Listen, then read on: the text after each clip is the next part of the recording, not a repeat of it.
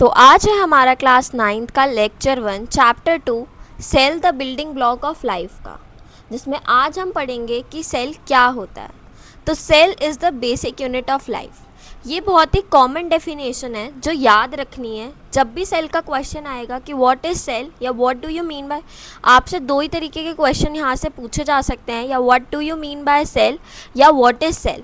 तो जब भी आपसे ये क्वेश्चन पूछेंगे तो आपको एक ही आंसर देना है कि cell is the basic unit of life. हमारी पूरा जो लाइफ है हमारी एक ही बेस पर टिकी हुई है, वो है सेल।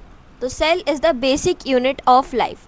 उसके बाद हम एक लाइन और लिख सकते हैं कि cell is the structural and functional unit of life. Cell जो है वो स्ट्रक्चरल और फंक्शनल यूनिट है। स्ट्रक्चरल और फंक्शनल यूनिट क्यों कहा जाता है?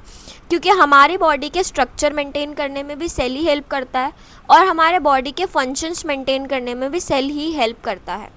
तो द फर्स्ट लाइन जो हमें लिखनी है पेपर में, जैसे ही सेल का क्वेश्चन आएगा कि जो सेल है वो बेसिक यूनिट ऑफ लाइफ है, और जो सेकंड क्वेश्चन है, जो सेकंड पॉइंट है वो हम लिख सकते हैं the cell is the structural and functional unit of life. जितने भी लिविंग ऑर्गेनिजम्स होते हैं सारे ही सेल्स के बने होते हैं, और जो सेल है वो बेसिक लेवल रिप्रेजेंट करता है जिसमें हमारी लाइफ एग्जिस्ट करती है।